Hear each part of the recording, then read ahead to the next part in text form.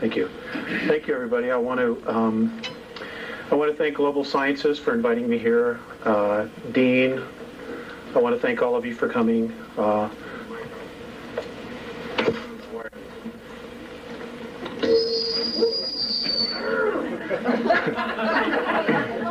wired everywhere.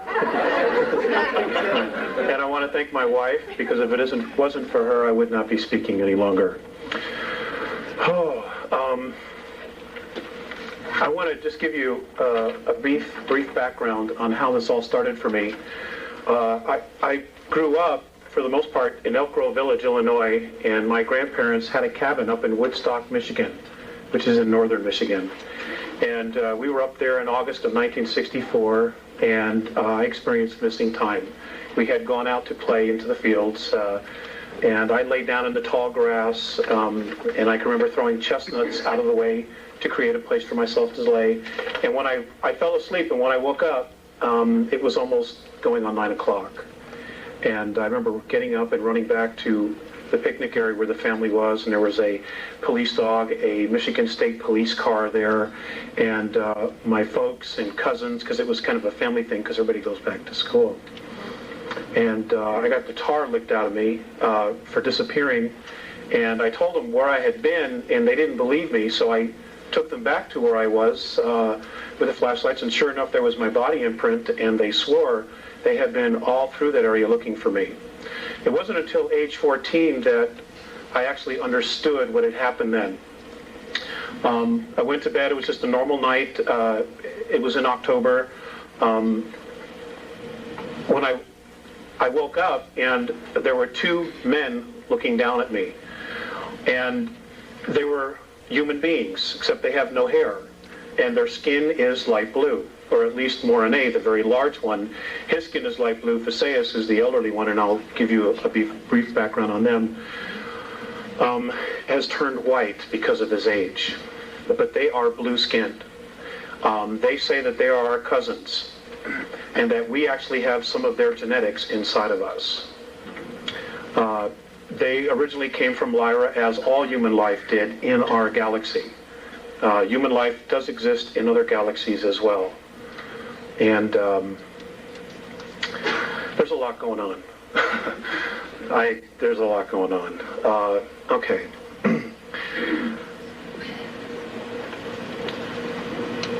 I was taken out of bed many times.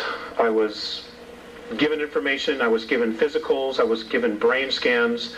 I was shown, they put a little cap on my head, and they showed me who I was in past lives and my direct connection to them and my connection to the Earth. And then there were no more contacts after age 14. There was one at 16, but it was a physical. I was not awakened. It wasn't until 1985 that the contacts started again on a regular basis. You sure? Sorry about that. Okay. Now, just to give you an idea of where I was in 1985, I had worked for a few years for the Internal Revenue Service. I had been a tax collector, and I was assigned to and I'm ashamed to say it, but I was a good tax collector. And for the lady and the people who were talking about the IRS, I'm just going to give you this while it's hot and it's fresh. I was assigned to a task force that was supposed to do undercover work for oil company fraud. And our training was to be in Washington, D.C., and while I was there, I used my security pass to get into the National Archives. And you're not allowed to really make copies of things when you're in the National Archives unless your security clearance was much higher than what mine was. And I'm going to tell you this as having been with the Internal Revenue Service. The Internal Revenue Service is a Puerto Rican trust. It is a 3-tier trust. I don't know what the 3rd tier is, which is the bottom line, but it's Internal Revenue Service, Puerto Rican Trust, Trust number 62, and I can't tell you what the 3rd one is because it wasn't there. I have that information. Great. People need to know. Also, none of the federal income tax laws are actually in the Federal Register, therefore they are not laws. They are codes. You also need to be aware of that. Anyway, I left the Internal Revenue Service and I opened up my own accounting practice. I started helping people with IRS collection problems because that's not something that you can learn going to tax school or going to a university. You have to have on-the-job training. Well, I started my practice, took the CPA exam. For 5 years, I had a practice in Beverly Hills and Malibu. I was living on a 700-acre horse ranch in Malibu at the time the contacts restarted. Now, within 2 months of the contacts restarting, I totally walked away from my tax practice. And I just realized that a lot of it was just BS. And it just wasn't working for me. I had made some major shifts in a very short time. The contacts have been relatively continuous. They're both physical as well as telepathic. And folks, some of this information is going to be enlightening. Some of it's going to really bother you. And I'm sorry to be the one to have to tell you that we have a very serious problem on our hands. Okay? And it is just not the federal government. It just is not. There is a much bigger scheme going on here. And it involves extraterrestrials who are interested in us as souls. You might refer to the Bible, you might refer to whatever texts or religion you have, but there definitely is a battle of good and evil going on out there, and part of it has to do with us and our solar system because of its location and the minerals that are here. The regressives, and we're going to talk a little bit about that after I show you the moon pictures, don't give a damn about us. We are a natural resource. Okay? Be really clear when I say this. We are a natural resource to them. They don't care who you are inside. They don't care. As far as the federal government, we watched the movie Rob Roy the other night, and there was a line in that movie that sums it up perfectly. The government believes truth to be a lie undiscovered. But that's really where it's at. That's really where it's at. They are so screwed up that I don't believe they even really remember what the bottom line is now. Okay. If some of you are familiar with Hoagland's information, I think Richard does a good job, but I'm just going to share with you a personal experience that I had with Richard in Los Angeles. I was speaking in Los Angeles. I've spoken along the West Coast quite a bit, in Texas. And there was somebody from Showtime who was doing a private screening in a hotel room of the movie Roswell, the Showtime movie Roswell that they put together. Well, I was invited to go in there. Well, Richard was sitting in the back on a chair. And I'm not reading any more into this. I'm just sharing with you my experience with him one-on-one. I sat down to him and I just looked him straight in the eye, and he didn't have a clue who I was. And I said, Richard, why don't you tell people that the moon is an artificial satellite? And he just looked at me and he says, I'm not ready to. All right? That's my personal experience. It's the only one I have. I think his information is good. But I'm telling you, from my own experience, he's withholding. And I don't understand why he's withholding. I can verify that. Okay? Because you, me, our children, our grandchildren, and our great-grandchildren are the ones at stake here. You know, we don't have anywhere else to go. We don't have any place to hide. This planet is our home. It's our home. And I'm just trying to help. I only have a piece of the puzzle. I don't have the whole puzzle. I think if I did, I'd be dead long time ago. But I'm going to share with you stuff that I have been guided to that's on the far side of the moon. I don't deal with the visible side. Because as the right hand is moving here, the left hand's doing something else. Well, the left hand is the far side of the moon. If you remember the movie Apollo 13,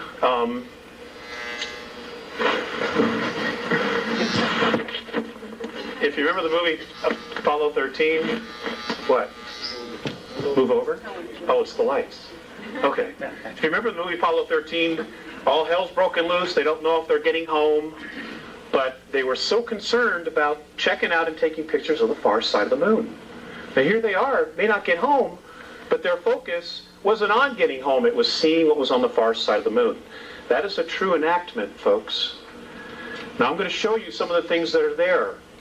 Now so you may have trouble adjusting your eyes to seeing some of this. Some of the things you will not have any trouble whatsoever. These photographs, I was told specifically where to look, were taken by the Lunar Orbiter 4 from August of 1966 to August of 1967. They show so much. I mean, if you know what you're looking for, it's unbelievable. It's unbelievable. You know, and there's no way our astronauts missed this stuff. There's just no way. You know, 21-mile bridges, 7-mile monuments, ships sitting in the middle of craters. I mean, you know, you're going to see it, okay? I'll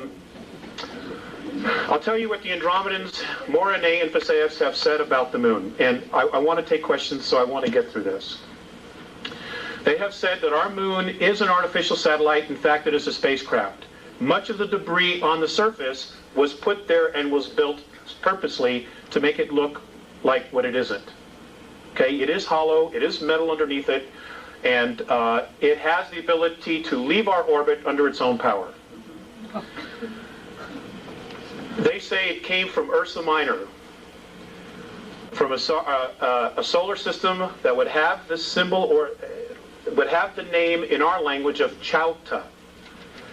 It was one of 4 moons that rotated around the 17th planet. Now it was built, this sounds just like Star Wars, it was built around that 17th planet. It was then put into the tail of a comet and then dragged here. And when it got to this area, it removed itself, and the first place it parked itself in our solar system was the planet that we now know of as Maldek, which is the asteroid belt. Right. It was one of 2 moons that belonged there. Maldek was the first inhabited planet in our solar system. It was very much like Earth. Mars and our planet were terraformed from Maldek, or Malona, or whatever name you want to call it. It was terraformed. In other words, all the plant life and everything that is on the surface and animal life was brought here. It was brought here. You know, science tells us that, you know, everything started with a single cell. The Andromedans laughed at that. You know, and Phaseus said to me, well, if that's true, then how does that one cell know to become a brain cell and a kidney cell? I couldn't answer him, because I don't know. He says it isn't possible. Our solar system has been engineered, built and engineered. Okay? The whole solar system. We're going to get into some more of that, but I want to get going on the slides. Honey, do you want to come up and help us with that? Let's see. Okay, according to the Andromedans, now folks, I just want you to keep an open mind. You know, I'm not asking you to believe this. I'm sharing information with you. If you choose not to believe it, hey, that's fine. I ask you to exercise your free will. And if this gets too much for you and you don't want to listen, I've already checked. None of these chairs have seatbelts. You can absolutely leave. I will not be offended. I don't like doing this anyway. I would much rather stay home and raise a family. Okay, but I made a promise, and, you know, we want to have a family, and, you know, I have pieces of the puzzle, and if I don't do anything about it, then I'm just as guilty as the NSA astronauts and the Russian astronauts that have been on the moon and been on Mars since 1958. Okay, lights, please. I have to turn it on. The light. There we go. Okay. Our galaxy. Let me raise it up. Now we need something, a videotape or something to put underneath it. I'm the handiest guy I know. That's good, that's it. Thank you very much. Okay, we can lower that. No, here. Wait a minute. Wait a minute. I got it. Here. Okay. All right. Okay. Ladies and gentlemen, According to the Andromedans, space travel has existed in our galaxy for 4.4 billion years. Okay, we are literally the new kids on the block. All right? Now, what's interesting about our galaxy is...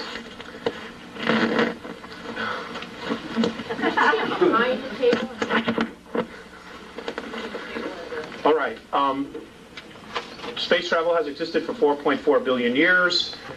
The interesting thing about our galaxy is the fact that we have many different races living here. In particular, the human race, which we are a member of, and what we call the reptilian races, which we are not a part of, but who very much don't like us, like the human race. Apparently this battle that's been going on has been going on for approximately 3.8 billion years between reptilian races and human races. Many of the races that exist in our galaxy migrated originally from Lyra during a war. Apparently, sometime in our ancient past, a group of reptilians were exploring, looking for minerals, looking for food resources. They came across a star system that was full of human beings who were agricultural in their nature. Abundant food, they just had everything together. And the reptilian races, they're called the Seekar. In the Andromedan tongue, we know them, or we would know them as being known as the Draconans, because they're from Alpha Draconis. And apparently they, as a race, were brought to our galaxy fully formed. Nobody knows where they came from or who dumped them there. But they were put there because it gave them the highest probability of survival. Well, they are a remarkable race. They're incredible builders, but they have an attitude problem. And that is that they believe that they are the dominant species and they control everything else. And they are also master geneticists. They value genetics, not gold or silver. They have no interest in that. It's life forms. And they try to control life forms through manipulating their genetics. We have also been subject to that. I'm going to try to cover a lot here. Anyway, there was a war. They were attacked. Many of the human races fled to Antares, to the Pleiades, to Cygnus Alpha, to Andromeda, to Cassiopeia, to Sirius, to Procreon, all over. They just scattered to the winds, trying to survive. Next slide, please. This is where our small little area is located. That which we see in the sky, this is where it's located. As you can see, we are in the sticks, the boonies. We really are. And this is why we've been manipulated and messed with so much as a planet and as a race. Because we have been, for the most part, we were, for the most part, considered insignificant. And then roughly 5,000 years ago, somehow they found out that we were no longer insignificant, and I will tell you why. According to the Andromedans, in our physical form right now, in our genetics, we have within us the DNA of 22 different extraterrestrial races who have come down here and manipulated, who have bred with us, who have tinkered with us, everything imaginable. And that somehow we have all this inside of us. Plus the fact that we're coupled with spirit. And this is something that the Greys have a major problem with. And I will cover that as well. Now, because we are the only race in our galaxy that has these genetics of 22 different races, because we are also spirit, they consider us royalty. The Andromedans consider us as royalty. Now, one of the factors that they look at, and the thing that totally awes them the most, is the fact that many of the more advanced races use technology to create things, to manifest things. The Andromedans are heavily use holographics. Whatever they need, they create holographically. It is physically there, but when they're done with it, they turn off the switch and it's gone. It doesn't just sit there.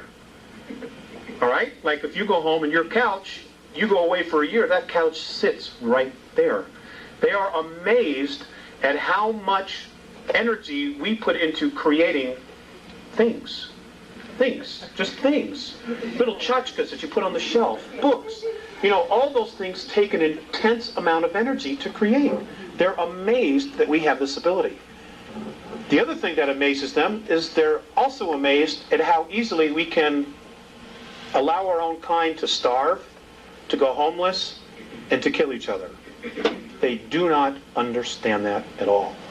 Okay, and destroy our environment. One experience, actually I'll give you two experiences. One experience was with Visayas. I had just come up on board, and I was being led into a room, and Visayas had been watching a television transmission from Chicago. And policemen had just shot a black man that was running away. And then the policeman apparently ran over and tried to save his life. Okay? Visayas turns to me and he says, I don't understand your race. I don't understand why one would try to take his life and then the next minute try to save it. I didn't have an answer. In fact, many times I don't have an answer. Another time, I came on board. I was living in Lake Arrowhead at the time, and Mornay was looking at a group of meters on the ceiling of this ship, and it was all about the ozone and the air, oxygen content in our atmosphere. And he looked very distressed, and I said, "What's the matter?" And he said, "Don't they understand that all of this is here because they need it? They don't understand how we can just so carelessly destroy our environment." Now, folks, I want to share something with you. If there was not divine intervention, which apparently there has been, March 23rd of 1994, if there has not been divine intervention, and I will cover that, according to the Andromedans, we would only have 41 years left worth of oxygen in our environment. 3,500 years ago, the oxygen content, they say, was at 35, fluctuated between 35 and 38% between the North and South poles.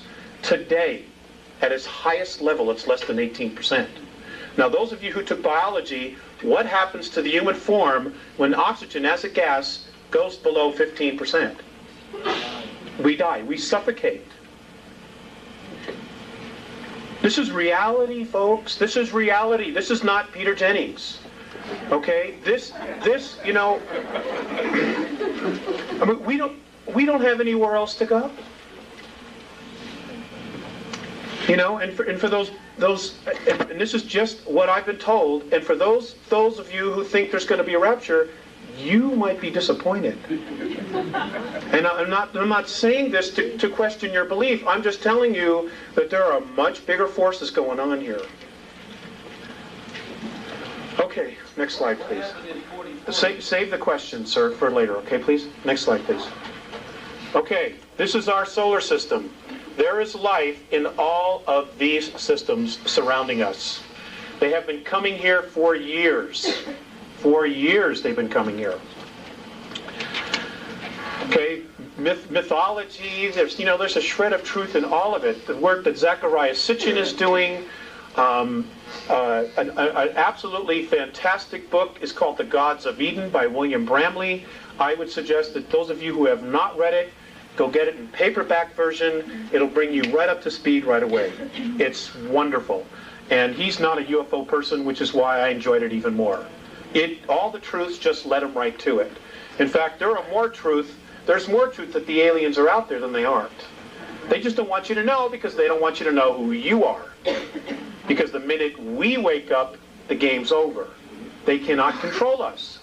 And if you look at our past history, if you read Zecharia Sitchin's books, we as a race, when we stand together, rebel against the gods, the ETs. We rebel because they have been, pardon my French, shitting on us for thousands and thousands and thousands of years and holding us back. Next slide, please. Okay, here's Earth. If we could just get a little focus, thanks, honey. This is what's left of Maldek, the series of planets.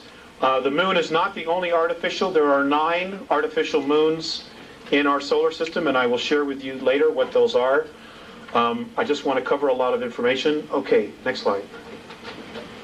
Okay. Okay, this is the typical and traditional picture. Does that look focused to you? Yeah. Okay, maybe it doesn't. Okay, this is the traditional picture that we see of Earth.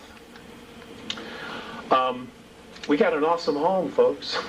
It's one of the nicest ones around. But there are some things about our planet that have been withheld from us. For example, our Earth is, in fact, hollow. It is hollow.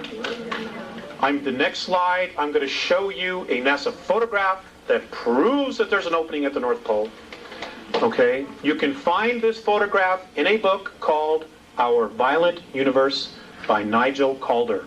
It was first released in England, and I don't know how this one slipped through the cracks, but it did. Thank goodness. We are told that the gravity of our planet has to do with the rotation. According to the Andromedans and their science, the radiation of the sun is what causes gravity on planets. And any body, planetary body that is approximately 29.3 miles or larger is capable of sustaining gravity because of the radiations of the sun. Now I realize that flies right in the face of what we've been taught. Well, again, I'm just here sharing with you. If you were to go from the surface, from downstairs to the parking lot, go approximately 821 miles, you would reach a huge open cavern that does not literally have a sun in it, but apparently they are electrons, and as they go through the surface of the planet, they break down to their finest point, which is light. And that, at the very center of the planet inside, is the strongest force of gravity, and that is why they collect, and that is what is literally the aurora borealis. It is these electrons, these particles, coming out of the top once they have totally broken down, which is why it's almost in a circle. Almost always in a circle. Next slide. Okay, right here. This is just north of Greenland. This is exactly where Admiral Byrd said he flew in, right there.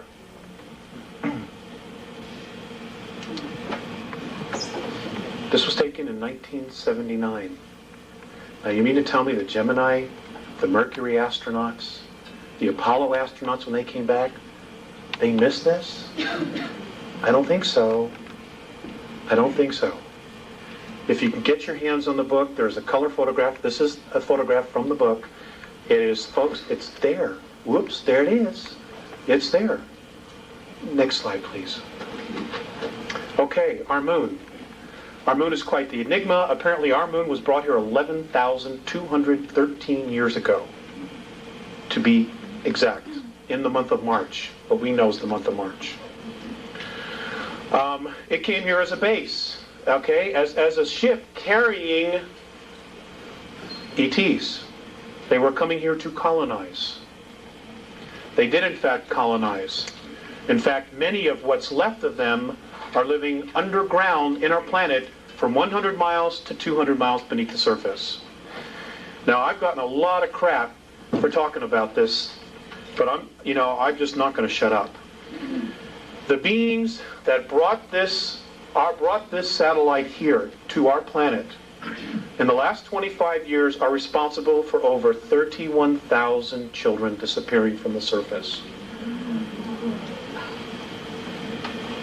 And I don't know if you're paying attention, but over 100,000 children a year are vanishing from the face of the earth. And folks, they're being taken out of here. And the governments know. The world governments know. All right, and we're going to cover that. We're going to cover that. Next slide, please. Okay, did our astronauts really go there? I know that there's been a lot of talk that maybe they didn't go there because of anomalies in pictures. Many of the pictures were faked because the pictures that the astronauts took, there was stuff all over the place. They couldn't hide it. Yes, they did go. But yes, there's been a manipulation of other things put in there that supposedly looks like our astronauts. So, we have to use common sense when we look at these things. The next slide, please. Did our astronauts see things? Absolutely. Mornay has told me that the United States government, just our government, has at least 53 of its own UFOs, flying saucers, that are stationed on the moon, on the far side. And I'm going to show you where he says they are. It's in one of the slides. They did, but they were told to shut up, not say anything. Many astronomers who have been taking a look at the moon, many of the lunar rovers and the cars that they drove have disappeared. They're no longer there. You know, well, they just didn't get up and float away. Okay, the moon has got gravity. Especially on the far side, it's got gravity. Mornay has told me that if you take Copernicus crater and you stood at the bottom, that the gravity is equal to that of Chicago. As if you were standing in Chicago. Because again, it is not the rotation. It is apparently the sunlight, the sun's radiation that creates gravity. This is what they say. Now, our moon does not turn on its axis. It rotates around the Earth, but we primarily just see one side, or only 59% of it.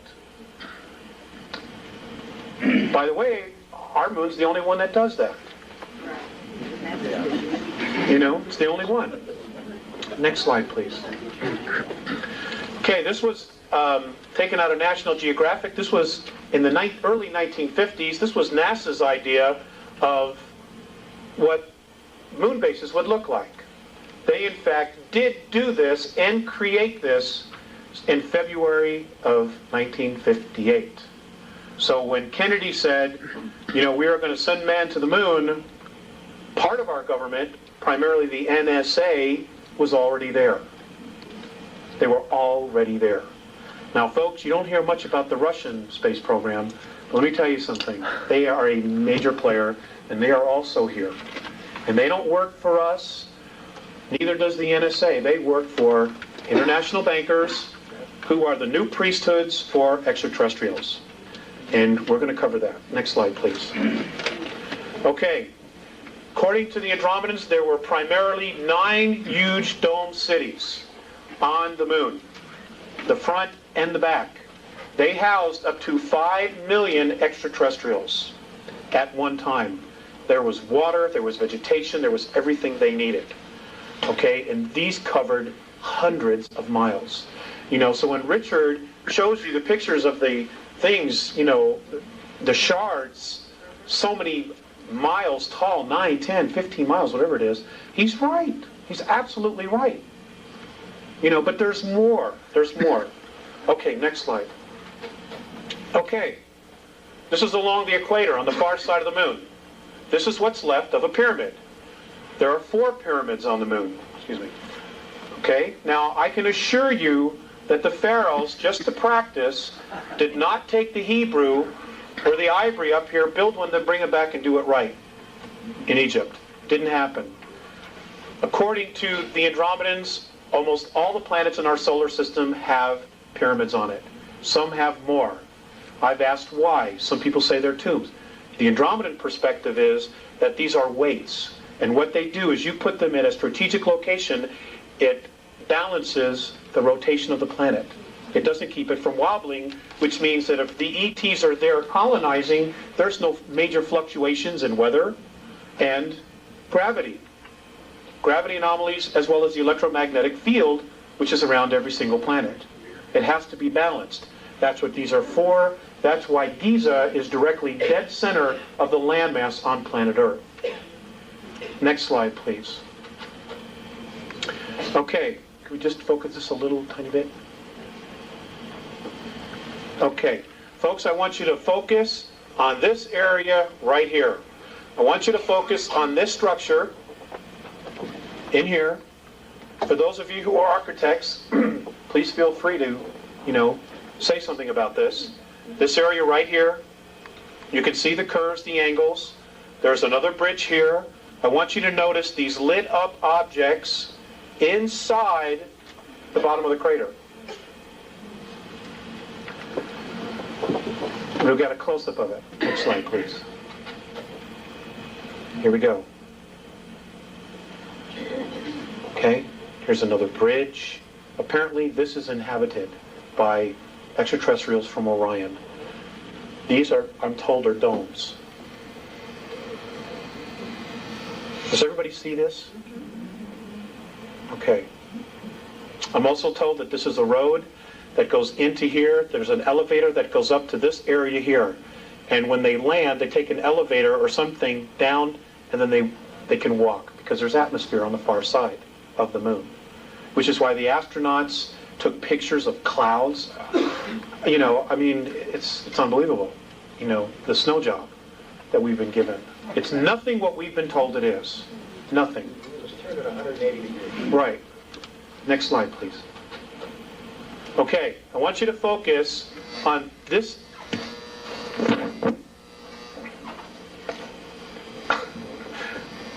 Let me just turn off one. I want you to focus on this area right here. Now, I realize this might be difficult, but I do have a close-up.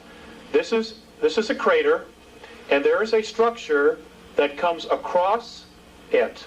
You can see the sun coming through this way. You can see it shining right here underneath, and you can see this is still in the shade. This structure here.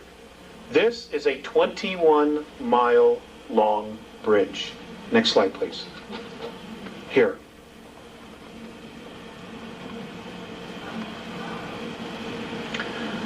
I'm always updating. I'm always trying to get clearer pictures. This is 21 miles. Now, you may not see it. You may have to adjust your eyes.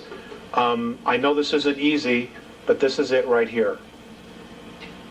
Okay? You can see the sun shining through here. Now, we didn't build this. And how is it that our astronauts missed this?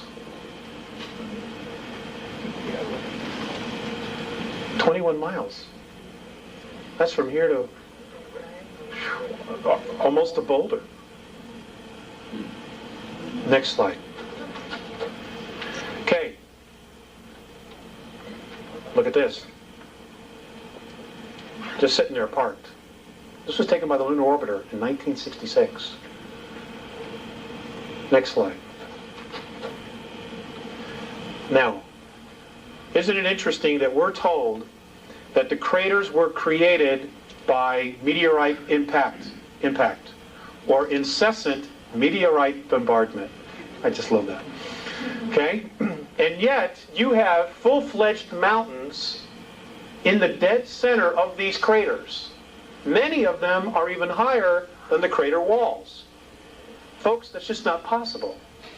It is not possible. You have craters that are 30 to 40 miles in diameter. The deepest one is only 7,000 feet.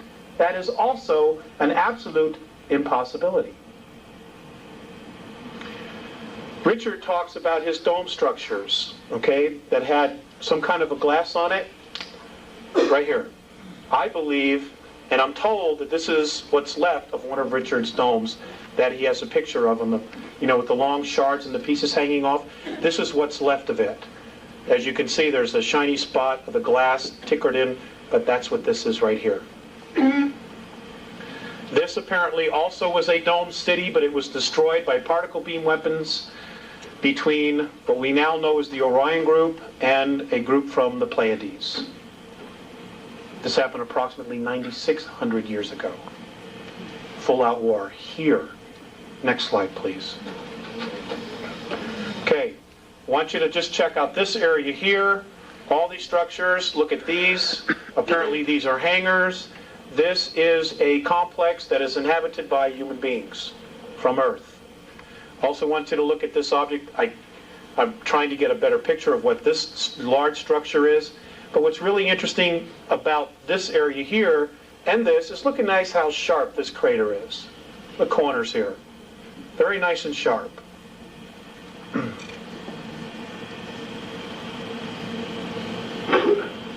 Next slide. This is, I just wanted to show you this structure here. This is absolutely not supposed to be there, and apparently it is the ruins of a ship that was destroyed 9,600 years ago. Next slide. Piece of shard.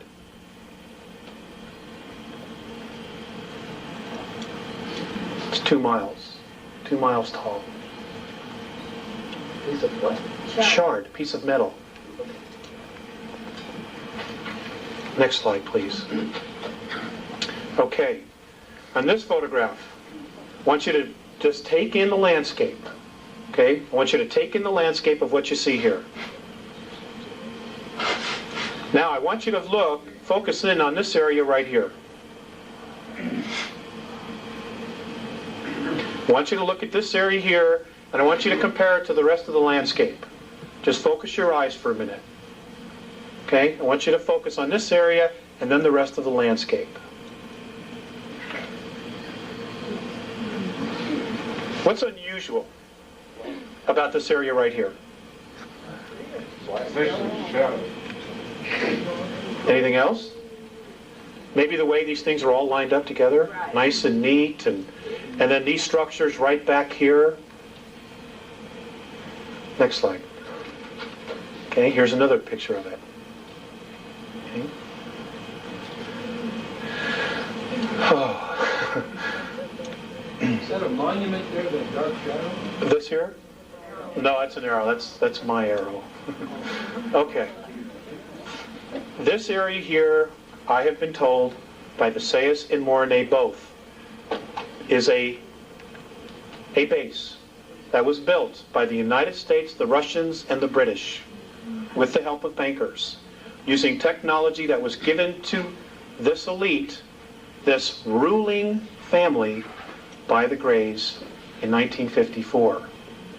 They've been up here a long time, and this is actually considered a resort. This is not Club Med.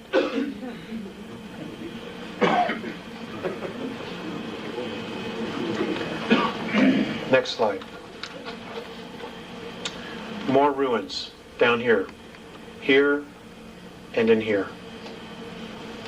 These are not supposed to be here. These are pieces of spacecraft apparently that were destroyed 9,600 years ago in a war that took place in our solar system. Next slide, please. Okay, this is the same structures I showed you earlier. Here's some more ruins. Now I want you to look at this area right here. This apparently is what's left of a dome, one of the dome structures. And these pieces that you have on the inside are pieces of the roof that just fell to the floor of the dome. If you can look, if you can see it, you can see there's a circumference. Here's part of the wall that's fallen down this way, okay, and here is part of the dome that is still intact. If we go to the next slide, you might see a little better, but we'll have to focus it right here. Well, maybe not. Okay, this was also destroyed in that war 9,600 years ago. Next slide, please. Now, if you can see this, this is very light. This is a piece of a bridge that crossed this crater where half of it's gone and half of it is just still standing there. I don't know exactly how many miles across this is. But again, how did our astronauts miss this? Next slide, please. Okay, these are more ruins. I myself have even had trouble seeing some of the things in this, but they've been very strong about this particular area, so I felt it was important to include it and just share it with you because maybe somebody in here will see something more than what I see. You know, people often do, so I'm just trying to share it. These structures here, it's a weird place. Again, this is along the equator on the far side of the moon. A lot of those craters have a rising piece in the middle. Yes, sir, they do. Yes, sir, they do. And, you know, some of them are full-fledged mountains, and they're just not supposed to be there. Next slide, please. Okay, now, look at this.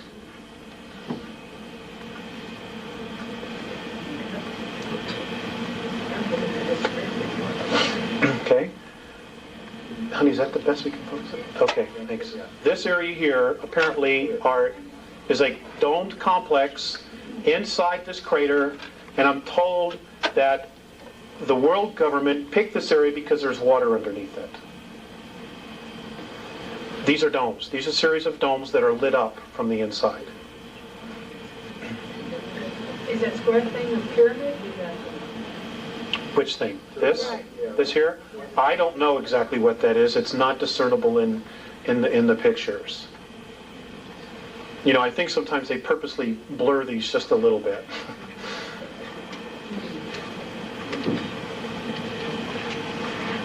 Next slide, please. Here's another area in another crater. This is all lit up from the inside.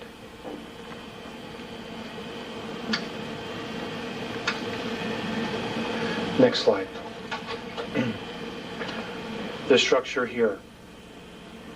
This piece, this thing here, this length of object, whatever it is 13 miles. And it's just sticking up outside, out of the crater. Next slide, please. Okay. Now, I want you to look at this area right here. Everybody see this area? Is that a yes? Okay. How many of you have been to the Sears Tower in Chicago? You ever been to the top? It's about a mile high, right? That's what they say. It's about a mile high. Next slide. Here it is again. Now, I want you to know these photographs were taken from... This particular photograph was taken by the Lunar Orbiter at 86,000 feet. Okay? According to Morine, this is 7 miles high. And it's a monument to one of the old ETs. Next slide. Here's a close-up of it. Looks like a lizard.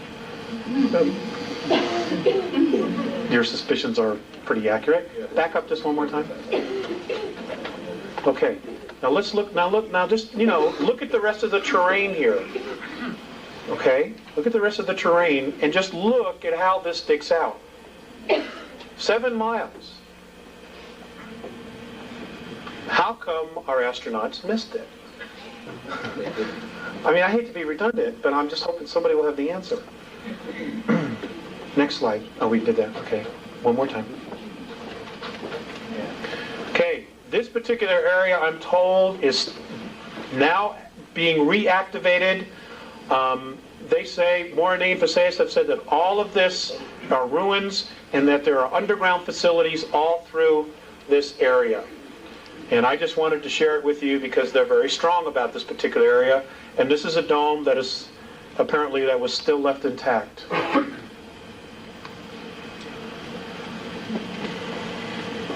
Next slide. Square craters. Now I've asked Morine specifically, and he said there's no such thing as a square meteor. So, just one of them weird things. Next slide, please. Okay, craft sitting here, hanging over a crater. Next slide. These are all taken by the Lunar Orbiter. Weird crossed objects sitting in the middle of craters, dead center. Next slide. This was the photographer. Let's go one more slide. Okay, back up. Thank you. Okay. Ladies and gentlemen, somebody else, I think George Leonard wrote this, somebody else is on the moon. George Leonard, yeah. George Leonard. Somebody else is absolutely living on the moon. I am told that there are 35,000 full-time human beings from Earth living on the moon. And they are Aryans by birth. Now let me just say that one more time. They are Aryans by birth. They are Aryans by birth. You're going to have to research one because if I come right out and say it, I'll get in deep trouble. Okay, Aryans by birth. They're Nazis.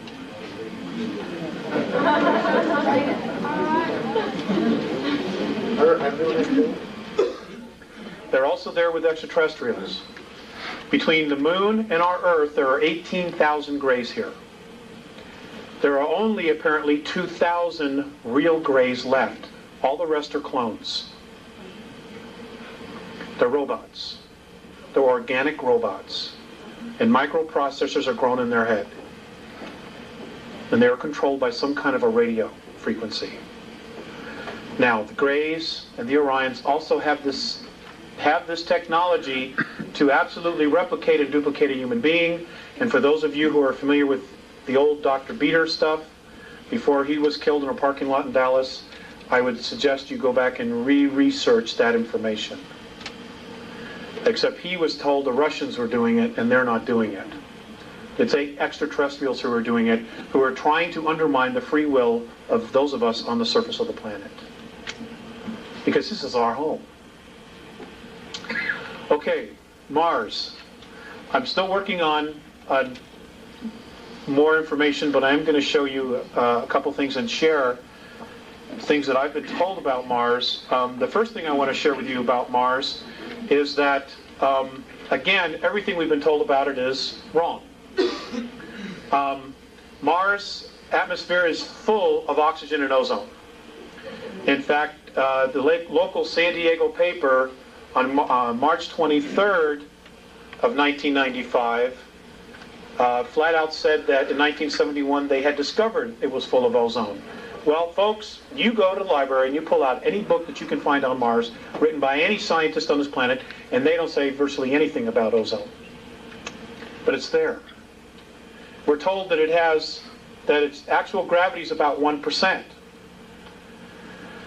Well, if the atmosphere is so feeble, then how is it that it can have 300-mile-an-hour wind storms? If the atmosphere is so feeble, how is it that it can hold water at both poles? Next slide. Let's go to the next slide. I'm sorry. At both poles. And there's water at both poles. This is water, H2O. We're told that the Martian atmosphere never gets above 129 degrees below zero.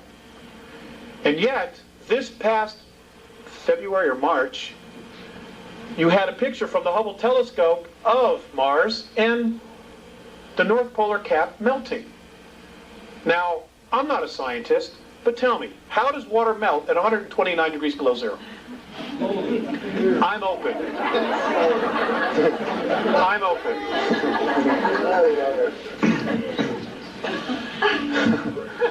Okay, apparently Mars has been inhabited off and on as a base, as a small colony, as a staging point for extraterrestrials who are exploring and leaving our galaxy to go to another for 3.8 billion years. The ruins that Richard shows and other people, they're tombs. This is what I'm told, that they're tombs.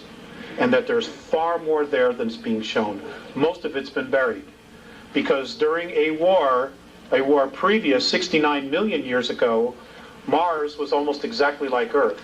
In fact, Mornay has said that many of the animal life that was on Mars is on Earth. That when we get there, when we as a race get there, publicly get there, we will find that there were dinosaurs. Many of the exact same animals and mammals and reptiles were on both our worlds. And that Mars had a totally different orbit. It was literally pulled from its orbit, and as it was pulled from its orbit by 19 million miles, it rolled like a ball 3 times. And the water that was here just moved everything. And that it's been reactivated. It was reactivated in 1989. Now, I did a lecture in Dallas, and I've been talking about this information for several years now. And I was told that in 1989, Orion troops landed on Mars and took over colonies that were settled, created there by Terrans, us, by human beings from Earth. They came in and just took it over. Now, this gentleman who approached me, and I'm just sharing this with you, said that his best friend's brother worked for Central Intelligence and was a director of NASA and resigned in 1991.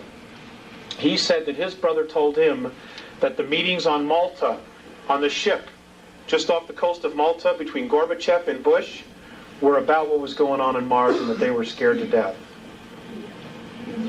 Now, folks, I gotta share this with you. The beings that are here from Orion, they're into control. They're into control. There is no such thing as self-rule in the Orion Empire. There's a hierarchy. Now, if you look at our planet, I mean, if you really look at what's going on our planet right now, there's only one nation that truly cherishes self-rule and actually has real experience in self-rule. That's the U.S. And we're armed to the hilt because our Constitution says we can be. This is why the focus is on destroying the United States of America. Okay, the UN, the World Order, all of that stuff, they're all taking orders from ETs, and they're scared to death. But they are willing to sacrifice this nation. They are willing to kill 3.5 to 4 billion people to maintain their place as the new priesthoods. This is Sumeria, this is Egypt all over again, but on a much grander scale, because now you've got 6 billion people living here. If the people of this nation surrender the Bill of Rights by 1998, folks, you will no longer have the United States of America. That's a guarantee. That's a guarantee. This is the reason the Andromedans are coming back, because 317 years into our future, our galaxy is in tyranny. And they have traced, through time travel, all the events that lead to the single point that shifted the energy from free to tyranny. Now, we're not just talking about free, we're talking also on a spiritual level. Suppression, oppression of soul, of spirit. And they have traced it all back to our solar system, which is why many races are coming back and are saying, hey, wait, this isn't going to work. Because 317 years in our future, there's tyranny here. There is no such thing as freedom. And we somehow are dead square in the middle of this thing. Sorry for the news. But we are. This is the only reason they're bothering.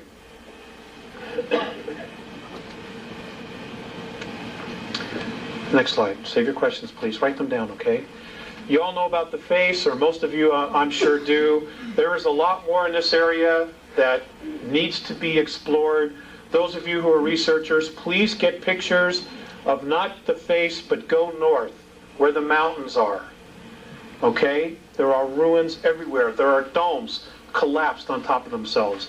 In fact, there's one that's still there that looks like Texas Stadium in Dallas, with the opening in the middle. It's there. It's there. Next slide. I just put this in because everybody's interested in the physics. I'm not a physics person. But it is important because it all matches up.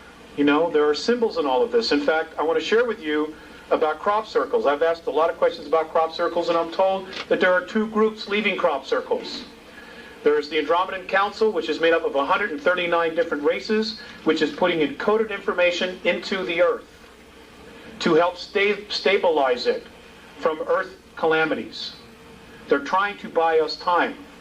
And many of the other crop circles that are being left by Orion. Now, where are they coming from? They're coming from Hale-Bopp. Hale-Bopp. Hale-Bopp is not a comet. It's not a comet. It has an atmosphere of 2 million miles. It has changed course 4 times, and Morane has said it will change course 2 more times before it gets here. There is also the same kind of an object coming from Cancer on its way here. I am told that there are 2 planetary bodies in the tail of what we call Hale-Bopp, and the minute it passes through our solar system, those 2 structures, which are ships, are going to move out of the tail and move into an orbit around Mercury. And this is in February, March of '97, and they're going to tell us they're here for sure. That'll be the latest. The highest probabilities is that by the end of November of this year, after Spielberg's movie about Roswell is released, they're going to start telling you that they're coming, that they've picked up signals. And the truth is they picked up signals back in 1960, you know. And in fact, they were already on the moon in 1960 with extraterrestrial help. So, I mean, the whole thing is a conspiracy within a conspiracy within a conspiracy, and it is all to keep us fat, dumb, and stupid. Not to spook the herd, as a friend of mine said. Because they fear us. They fear us. Because if we stand together and we ask for benevolent help, folks, it's going to be there. In fact, I've been told that the Andromedan Council has already decided to directly intervene, but I don't know what that is. I can tell you this, that the Pleiadians are at full-fledged war with the Greys outside our solar system. They're dying on both sides. This is going on, and the Hubble telescope sees it, and there are 2 Hubble telescopes, not 1. The Russians sent one up. But you're not being told about that. Next slide, please. Olympus Mons, 15 miles high. 1979, NASA admitted that they saw water vapor and ice clouds going over it. That's 90,000 feet. Okay, that's higher than the clouds on our planet. Now we're told that the circumference of Mars is 4,200 feet. The Andromedans say, wrong. They say it's 11,230 miles. It's 3 times the size we're being told it is. The Andromedans also say that if you look at the planets in your solar system, and you look at the brightness of those planets, that is proof that we live in a binary star system. They say we have 2 suns. But because of the rotation and the position of our planet, we never see the sister. But if you're on Venus, Mercury, or the others, you would see it.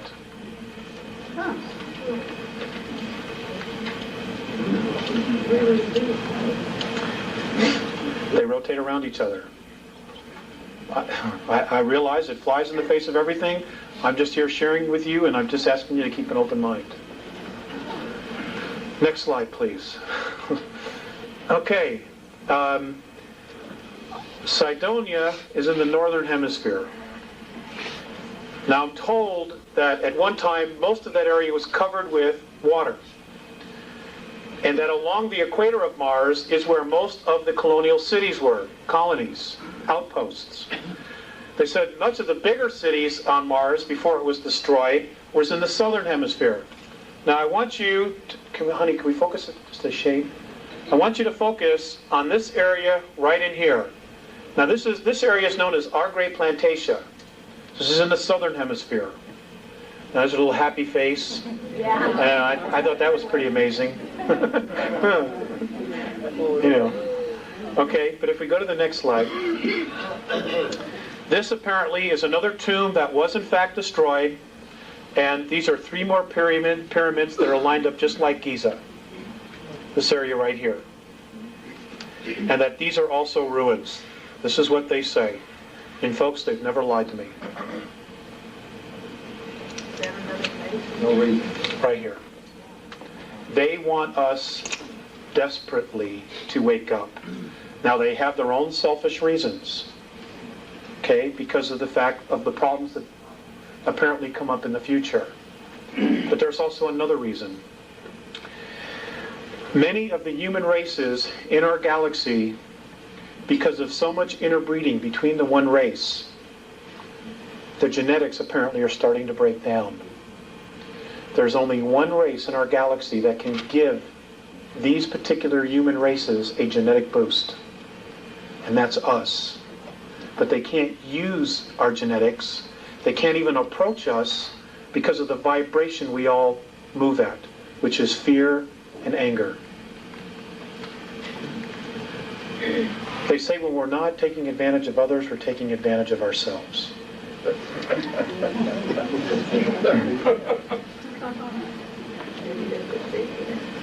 correct.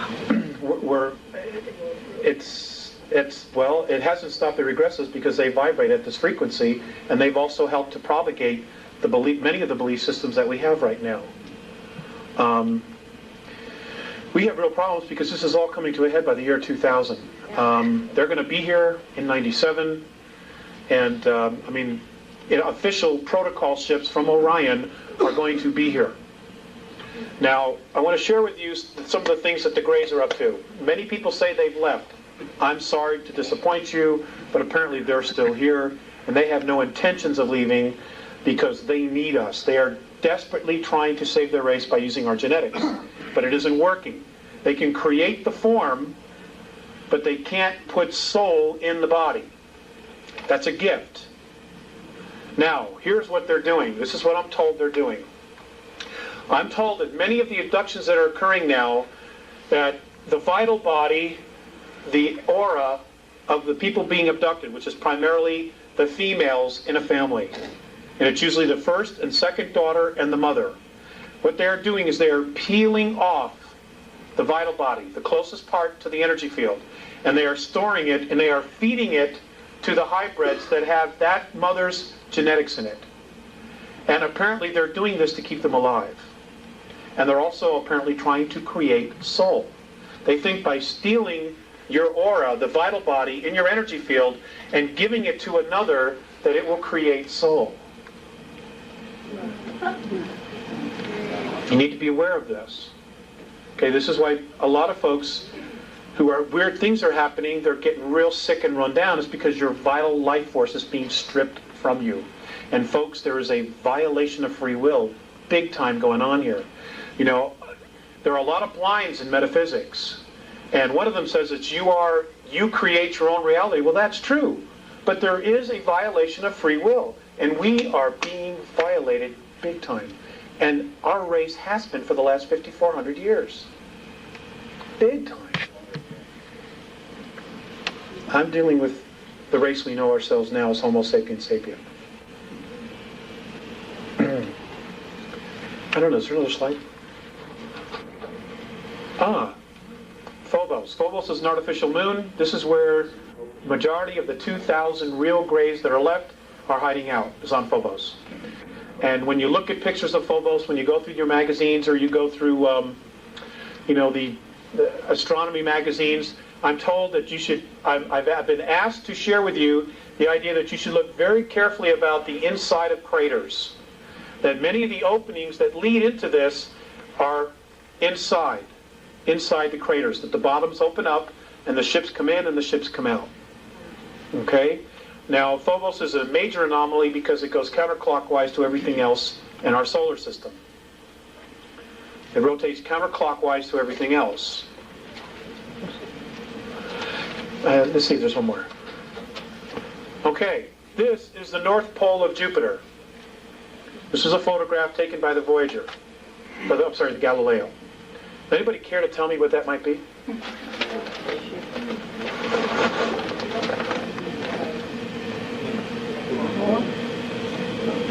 I don't know either. Yes, that's the North Pole. When it went over, it photographed this sitting there.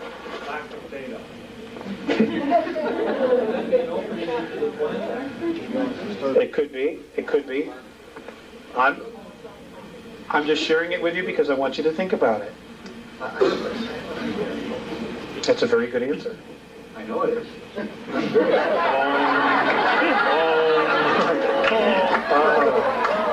Next slide, please. This is Ganymede. Ganymede's another artificial satellite. Ganymede has life on it, has water, has an atmosphere, has oxygen. Many of the benevolent races use this as a base. Where's that? Ganymede. This is Ganymede. I'm sorry? That's Jupiter. It's one of the moons of Jupiter. Now, if you look carefully at the satellite we just sent up there, and you look at the rotation of what it's focusing on, the moons that it's focusing on will tell you an awful lot about what it is that they're looking for. They do nothing without a reason. And let's see, okay, next slide, please. I think that's the last one. That's the last one. Okay, we can have the lights be great. Thank you, Dean. Okay, I can come out from behind here.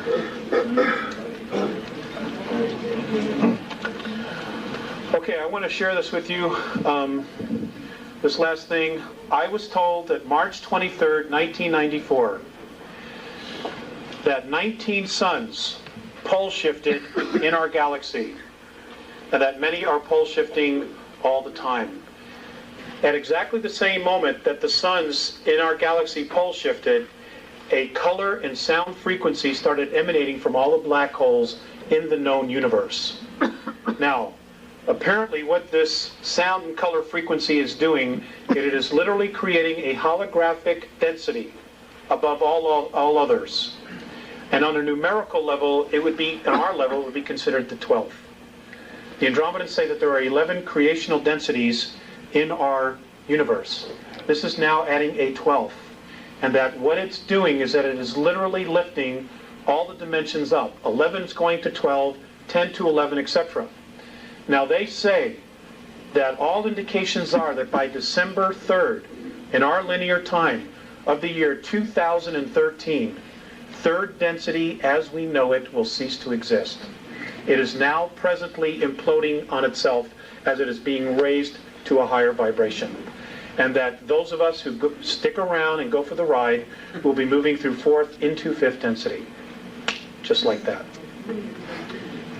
And that we will start to see very clear indications of this around the year 2007.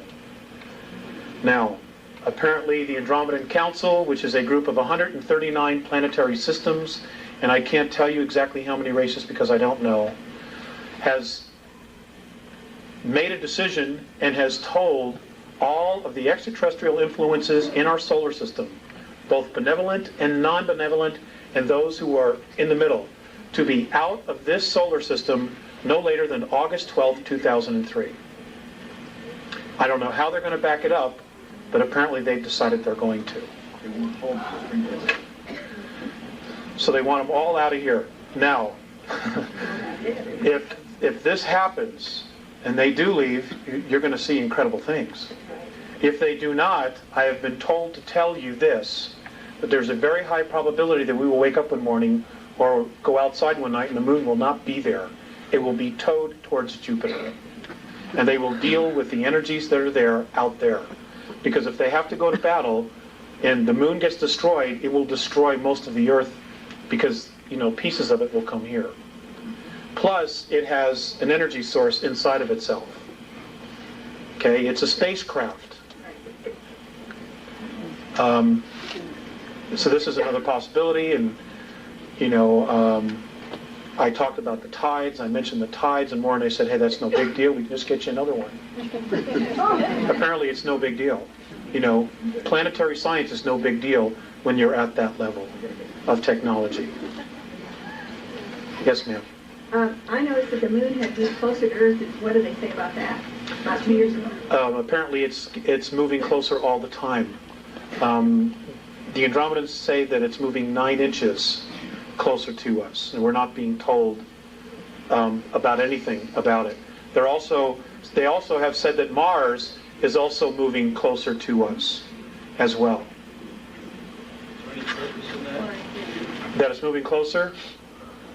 I don't know what it is. Unless it's to disrupt the gravity pull will create earthquakes. What's 9 inches have to do with 240,000 miles? I don't know, sir. I don't know. I'm not a scientist. I don't know. The question is if the satellites or the moons are artificially created, why do they make the surfaces so rough? Obviously to hide what they are. Other than that, I don't know. Okay. The question is if there's really a battle between good and evil, are the benevolents more powerful? Do they have more? And do we really have a chance? Oh, gosh.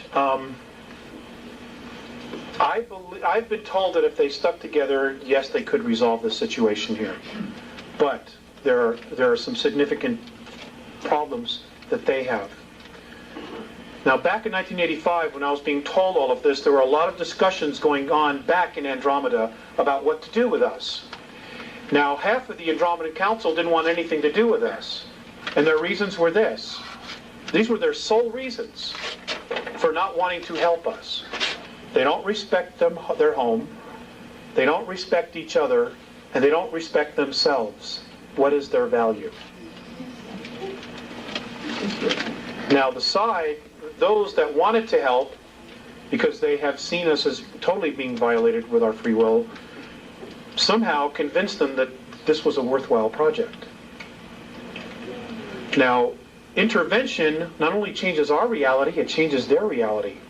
And one of the things that the Andromedans and Morane has said specifically is they don't want to come down here and help us when we don't want to help ourselves. Because then they end up babysitting. And if something happens, then we could always blame them. And the cycle starts all over again. This is about self-responsibility. That's what this whole thing is about. There are one group of ETs who say, well, there's no way. You cannot be self-responsible. You cannot rule yourselves. And then we were given this opportunity 200 and some odd years ago to try this experiment. And we succeeded in doing it. But now we're being lulled back into a place where we want somebody to take care of us. Yeah. And you know that you're going to sacrifice your freedom. I'm not about to do that. Neither. So who's going to win? I don't know. I wish I knew. I wish I had a place to hide till it was over, but I don't. Their interference has caused a lot of this to surface. I mean, they've kind of, changed our direction as to what we might have been able to accomplish. You're right. The question was, she added, that we've been manipulated and they've helped to change us into a different direction. You're absolutely right. However, when I brought that question up to Mornay, he looked at me and he said, are you aware that your government is drugging its young people? And I said, well, yes. He says, are you aware of a couple other things that he mentioned which are really sensitive? And I said, well, yes. He says, well, what has your race done about it? I mean, 1986, 1987, West 57th Street, twice in 6 months, showed Air Force personnel unloading bales of marijuana and cocaine off of planes at Hempstead Air Force Base and loading it up with weapons and taking off for Costa Rica. Twice they showed this on national TV. What happened? West 57th Street was taken off the air and nobody did anything. Again, it comes back to self-responsibility. They are watching us. They are watching us and saying, should we come in and help this race when they don't want to clean up their own act, when they don't want to take care of their own? Do you realize, do you realize that we're the only planet where we allow our own kind to starve? We're the only ones. As big jerks as the Orions are, they take care of their own. They don't let them starve. We do it for money. I can't be bothered. I got an appointment. I got to get my nails done. I mean, it's ridiculous. We have got to make a shift here, big time. And those who don't want to make a shift are going to be checking out. Because the frequency, everything is changing, folks. And I'm not trying to instill fear in you. I'm trying to share with you what they've told me. And they have not been wrong. Things are going to radically change. And it's going to start just like this. It has. You watch November of this year, it's going to get really weird in this country. Really weird. They're going to try to divide us. And because if you divide, you can conquer. And whatever you do, please don't turn on each other. The enemy is underground. They're on the moon. It is not your neighbor. It is not your policeman. He's not the enemy. You know, if you want to do something really constructive and you don't know what to do, just do this one thing. Come November, if there's an election, vote. Whoever's been in office, vote them out. Start over. That will buy us more time. Nothing. Apparently there's been this divine intervention and third density is moving into fifth. Therefore, they say this is going to happen by December of 2013, so the 41 years won't go by. So we've been rescued on some level already. But I don't know how many of us are going to make it. You know, now the the world government has been told that we're overpopulated, okay, by the aliens. The truth is they can't control all of us. They can't control us here. So they decide they want to just eliminate half the world's population. Now, folks, I want to share this with you. According to the Andromedans, our planet could comfortably handle a population of 11 billion if we didn't squander our natural resources and we went to free energy. Right. Yes. Now, the free energy has been suppressed forever. Right. If we went to that, we could turn this whole thing around. That's right. All right? What's happened is the political systems have broken down, but they don't want to take responsibility for it because in order to fix it, they have to make us more free. And they're not about to do that. They are not about to relinquish control of you, your money, your assets, because you're a natural resource. So it's easier to create a catastrophe like a pole shift or something else, biological weapons, and just wipe out half the population. And they're still in charge. And I can assure you that those people that you call your world leaders, those who are part of this game, will be sitting on the moon watching all this happen. And when it's done, they'll come back with answers, just like a politician. You know, who could not have a soul? The Greys? The clones that... No, I'm talking about, I'm referring to the clones, the hybrids that they're creating. They do not have soul. That's what I'm told. That's right. They're not actual beings. Microprocessors, organic microprocessors are grown inside their brains. These blues and grays are not living beings. Some of them are not, no. Why are they so interested in us? Now this is really going to stretch your belief systems. I am told that a majority of the physical beings, human beings that are in third density, not only on our planet, but in 21 other systems, who are experiencing the same problem we are having, are beings that apparently at some time in our past were at 11th density. Now, the Andromedans have said that our universe, what we know as our universe, is in linear time, and this is the only way that I can explain it is as we count time, is that our universe is a 21 trillion year holograph. It's a holograph. It's a picture within a picture within a picture, or a dream within a dream within a dream, however you want to look at it. And that apparently many of the souls on third density were at 11th density. And for some reason, this collective group consciousness decided they wanted a different perspective. And they literally fell into the concept of time, into physicality, and literally carved out of nothing what we know as third density. Now, third density to many of these other races is like putting your hand in jello and trying to move it back and forth. There's so much resistance, it's so dense. And yet here we are literally creating all this. That's how powerful we are. That's how powerful our minds are. Which is why there's been so much focus on brainwashing, on trying to make us victims, or believe that we're victims. Because the minute we wake up and we take a step back, detached, and see our situation for what it really is, they've lost control. It ends there the minute we awake. And this is why channeled information, so many different races and beings are trying to light the fire underneath us. Because they can't directly come in and interfere unless a percentage of us ask for permission, because then it's a violation of free will. And they've done exactly what the regressives have done, even though it was for our own good. You cannot violate free will. That's the law. So they're trying to help us awaken and at the same time try to make us think it's our idea. That's the trick. And it's working, I think, to a degree. But, you know, how quickly it's working, I just don't know. I'm scared. I'll be perfectly honest with you. I am scared about what the next 4 years are going to bring. I'm sorry, the question is, what about the earthquakes? Some of them are natural and some of them are being caused. I wish I had a board. But what's basically happening is you've got a planet that is vibrating at a frequency of fear and anger.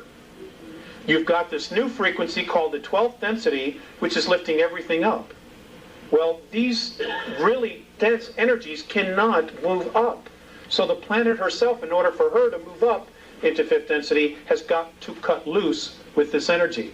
And what's happening is that she's cutting loose with this negativity, which she's been holding on to. It's hitting the surface, and it's feeding us as a population, because we're already in that space.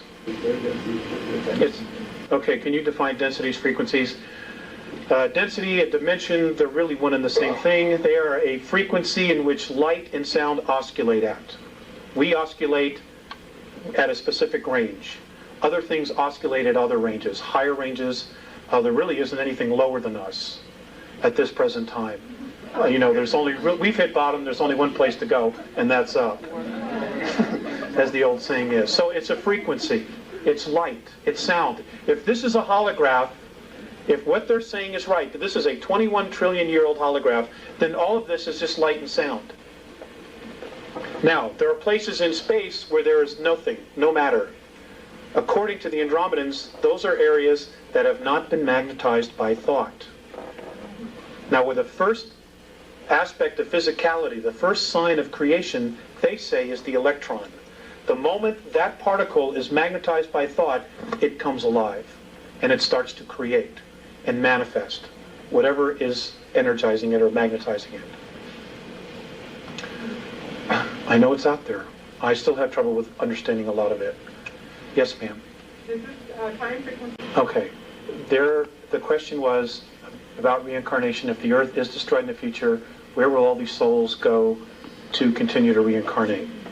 That's a great question. I will share with you a couple things about that. Their theory, the Andromedan theory on that is this.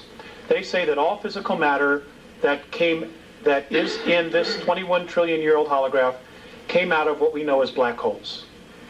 So the Big Bang theory is correct in its simplicity.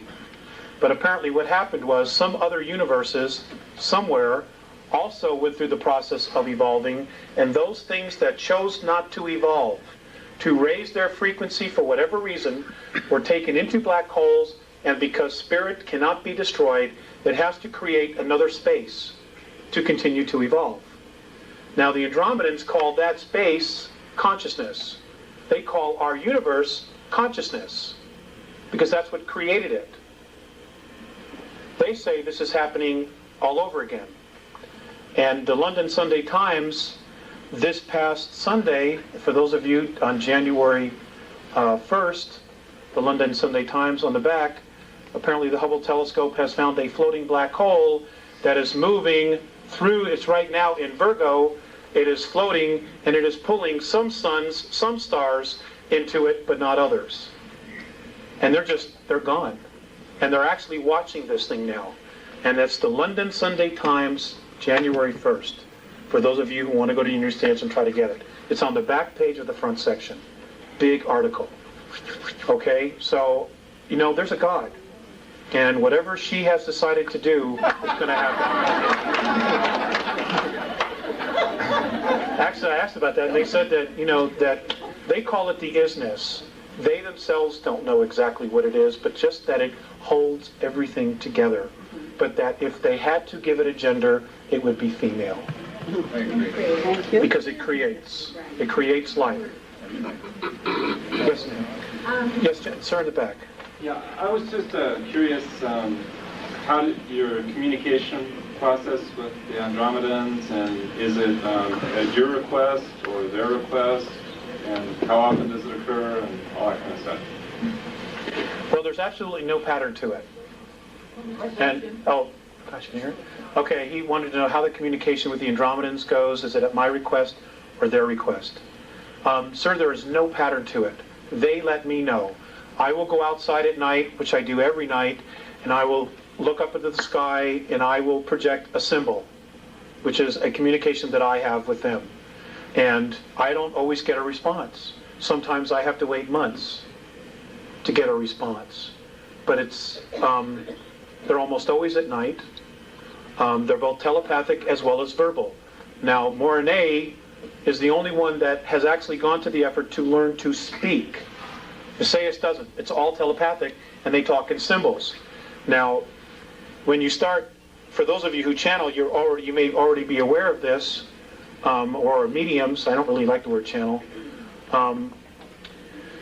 You get impressions.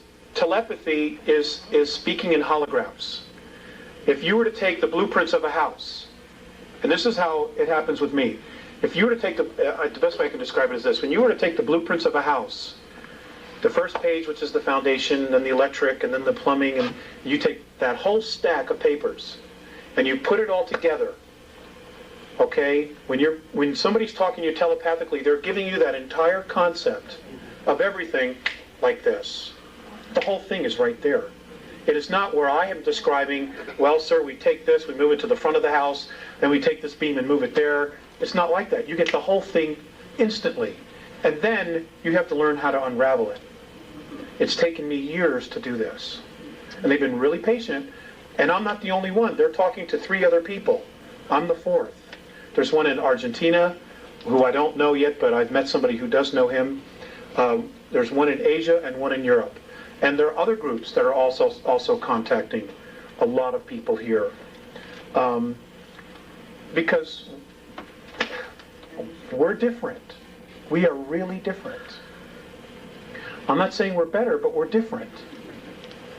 And they apparently see some value in us, those that really want to help. Even the regressives see value in us, which is why they're so hell-bent on trying to control us and to suppress us. Now, ladies and gentlemen, there's a lot of energies coming. There are a lot of earth changes that are coming. I can tell you this beyond a shadow of a doubt, absolute proof positive inside of myself because I've been shown it. In 8 years, Southern California will be 8 islands. That's it. It's all going to be water, except for those mountaintops. So if you have family there, you got to let them know. New York City by the year 2000 will not be there. It will be ash. It will be sacrificed. It's going to be sacrificed. The powers that be have already made that decision. Sacrificed. It'll be a sacrifice.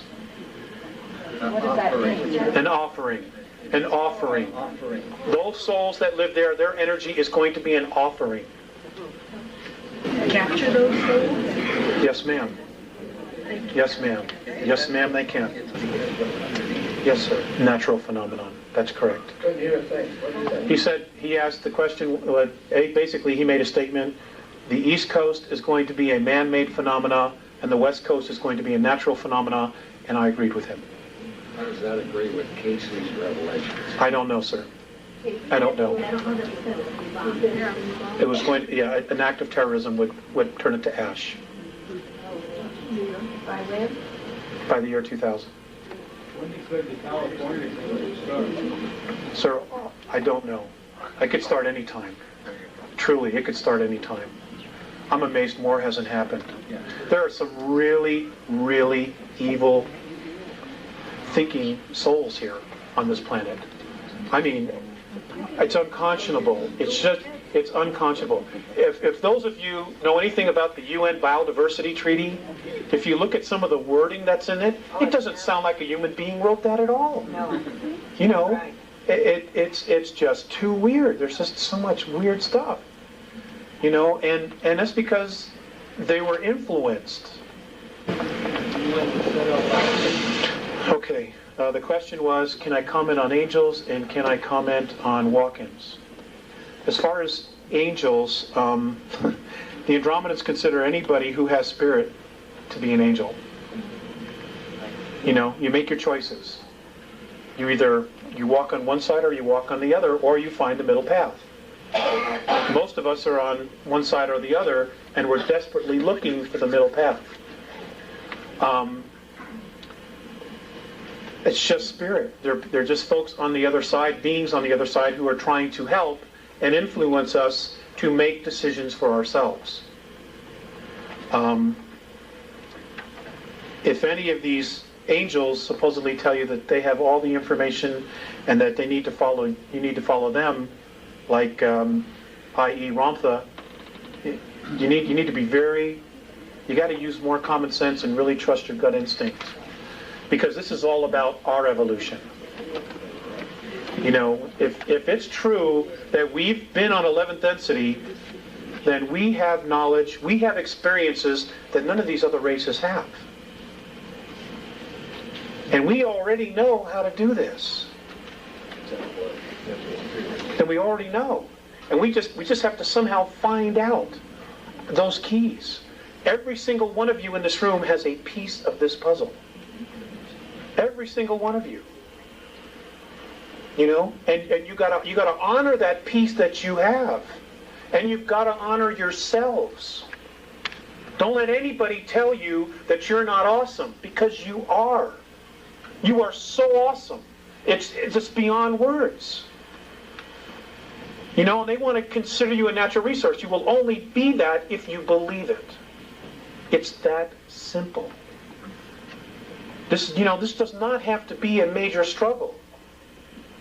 You know, unless we just stick our heads in the sand and go into denial. I mean, how could you be in denial with all this stuff that's going on? I mean, it blows my mind. The regressives consider us a natural resource. They feed off of us. We make things for them. We produce for them. We create energy for them. They harvest our thoughts. You know, we can create things out of thin air, literally out of thin air, that they need technology to do.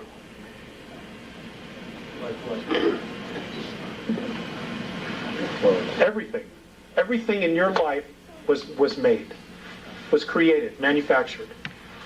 Okay? Even the idea was created. Okay? Everything we've ever needed, this planet provided for us. How do you think it? Okay. Now, these things are supposed to happen in the next 9 years, by 2004. Number 1, scientific proof of dimensions and higher self-consciousness. Now, ladies and gentlemen, your consciousness, your thoughts, who you are, is not in your brain. The only reason that our bodies have the brain is so that our soul, our greater selves, whatever it is, can make the body move. Okay? Your essence is in your energy field. It's in your aura. That's who you are. That's your life force. That's where your consciousness is. It's not inside this bone right here. It's here. It's all around you. 2, reincarnation will be scientifically proven and demonstrated. 3, acknowledgement of other life in the galaxy and universe. Ample proof already exists on Moon, Mars, and on the Earth. 4, extraterrestrial contact from at least 9 different races. Now that's going to blow some minds. Introduction of free clean energy devices based on magnetic fields of energy. Of course, they'll be introduced. You notice the word there. They've already been built. That the Earth is hollow and capable of sustaining life, and the existence of a city known as Kal-Ni-Gor, which is in the hollow Earth, that was originally built by Lyrans. Lyrans were one of the original races of human beings. Number 7, rediscovery of the lost lands of Atlantis in the Atlantic and in the Pacific, a very large temple complex still intact that belonged to Lemuria, approximately 150 miles southwest of Easter Island. Now that's going to blow some minds. Number 8, reality that all we see in the physical is a holographic imprint directed and created from a higher portion of ourselves.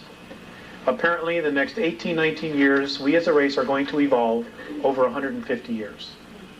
It's going to be like that. Which is the way it should be. I mean, for every, I don't know if you're aware of this, but for every 2 years that passes, military technology advances 44 years. You have any idea the toys they have that you paid for? I mean, it's awesome stuff. And of course, they don't want to let us play in a sandbox. I mean, that's ridiculous. In the next 18 years, we are supposed to evolve over 150 years. And then there was a statement you made before that. All that we see in the physical is a holographic imprint directed and created from a higher portion of ourselves.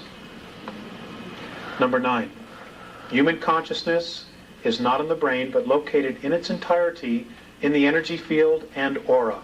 This is the 1.5 to 5 ounces that the body loses at the moment of death. That's who you are. That's the only part of you that's really you. You just create this to play the game here. Okay. Number 10. How our past and present educational processes have not prepared us to be completely conscious, creative thinkers. That's for sure. Number 11. That organic and plant life forms do exist on 7 planets and 15 moons in our solar system. Yes, ma'am. Number 11. That organic and plant life forms do exist on 7 planets and 15 moons in our solar system.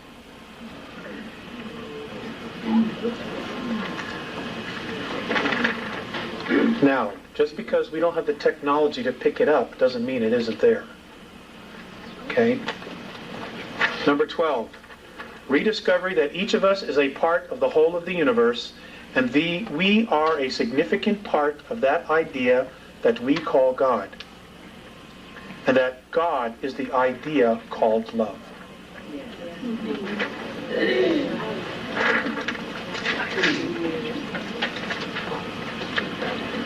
Number 13, that this accelerating self-discovery being experienced was created and activated by all of us. So, well, sir, that's a $64,000 question. You get that answer, will you call me and let me know? I guess it's just,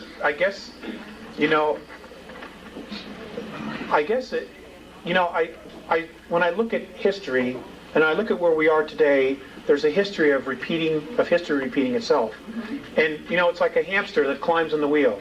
No matter how fast he goes, as long as he stays on that wheel, he's not going anywhere.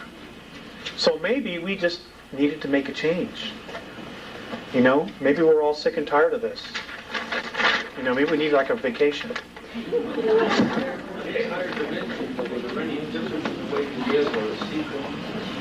My understanding, sir, is that they are different. Your consciousness is completely different. And this is important. There is a physicality on all dimensions. Okay? Because there's a physicality. It's different from us. For example, fifth density, we live in a color spectrum of 72 colors or light frequencies. Fifth density is 214. That's a major shift. That's a major shift.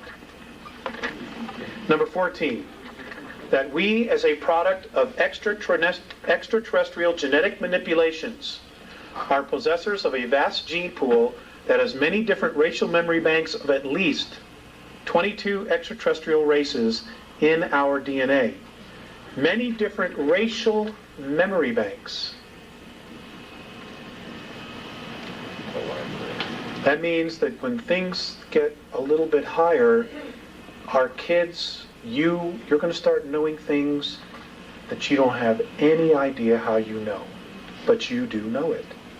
You will know languages that haven't been spoken on this planet for thousands and thousands of years. You will just know because it's inside of us. We're a library. Barbara Marciniak, her piece, they talk about this as well, and I think some of the other groups do. Because of our genetic heritage, we are considered royalty. We need to acknowledge it, acknowledge ourselves, and seize our genetic heritage. Now, I'm going to end on this. Actually, I'm going to end on 2 things. I was having a particularly bad month. Personal relationships and just everything else.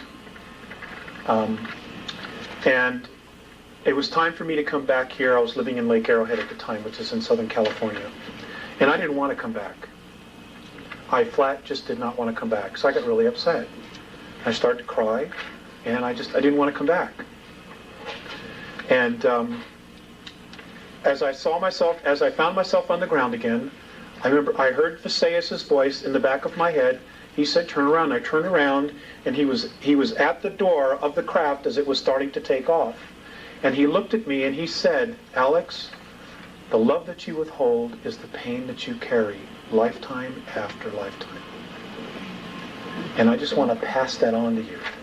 Because nothing else that they have said has changed me more significantly than that. Yes, the love that you withhold is the pain that you carry lifetime after lifetime. God. I once asked Visayas, okay, what was our future going to be? You know, the future of us here on Earth. And this was his response. This is the Andromedan definition of our future, us as a race. Responsible freedom of self-determination. Becoming truly self-confident and free to unconditionally be responsible for oneself without being coerced to accept some higher authority. I'm going to read it one more time. Responsible freedom of self-determination. Okay. Folks, thank you for coming. Becoming truly self-confident and free to unconditionally be responsible for oneself without being coerced to accept some higher authority. Ladies and gentlemen, you're awesome. Don't let anybody tell you different. Go out